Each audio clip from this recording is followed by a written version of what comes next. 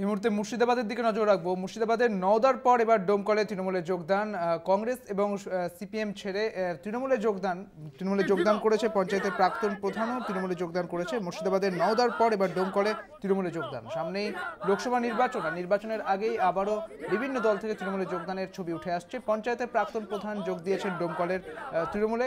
কংগ্রেস এবং সিপিএমের জোট থেকে ছেড়ে এসে তিনি তৃণমূলে যোগদান করেছেন। মুর্শিদাবাদের নওদার পর ডোমকলে তৃণমূলে যোগদান। এ বিষয়ে বিস্তারিত জানবো। আমাদের সঙ্গে রয়েছেন আমাদের প্রতিনিধি রাকিবুল ইসলাম রয়েছেন আমাদের সঙ্গে। রাকিবুল, কি জানা যাচ্ছে, কতজন তৃণমূলে যোগদান করেছে? দেখো, মুর্শিদাবাদের রানীনগর বিধানসভার ডোমকল ব্লকের ধুলাউড়ি অঞ্চল, আর সেই ধুলাউড়ি অঞ্চলেই কিন্তু গতকাল সন্ধ্যায় এক্স প্রধান অর্থাৎ প্রাক্তন কংগ্রেস প্রধান সহ শতাধিক সিপিএম এবং কংগ্রেস কর্মী সমর্থক তৃণমূলে যোগদান করেছে। জেলা পরিষদের সদস্য তজিমউদ্দিন খান এবং ওই অঞ্চলের অঞ্চল সভাপতি শফিকুল মোল্লার হাত ধরে, এমনটাই কিন্তু জানা যাচ্ছে। ফলে ইতিমধ্যেই কিন্তু রাজনৈতিক যে তরজা শুরু হয়েছে, তৃণমূলের গোষ্ঠী কন্দল, তারপরে সামনেই লোকসভা নির্বাচন, অন্যদিকে বুথ ভিত্তিক যে সংগঠন সক্রিয় হচ্ছে এবং বুথের যে শক্তি বৃদ্ধি হচ্ছে তৃণমূলের, তাতে বিরোধীরা কিন্তু অন্যদিকে চাপে পড়েছে, এমনটাই কিন্তু মনে করছে তৃণমূলের একাংশ।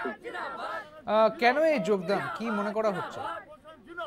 যোগদানকারীরা যেটা জানিয়েছেন, তারা মমতা বন্দ্যোপাধ্যায়ের উন্নয়ন, একাধিক প্রকল্প এবং প্রকল্পের যে সুবিধা সেগুলো কিন্তু সাধারণ মানুষের মধ্যে পৌঁছে দিতে, এবং সাধারণ মানুষ যে প্রকল্পগুলো পাচ্ছে সেগুলো সবগুলোই কিন্তু মমতা বন্দ্যোপাধ্যায়ের প্রকল্প। ফলে উন্নয়নের জন্য এবং মানুষের কাছে সব রকম সুবিধা পৌঁছে দিতেই কিন্তু এই যোগদান।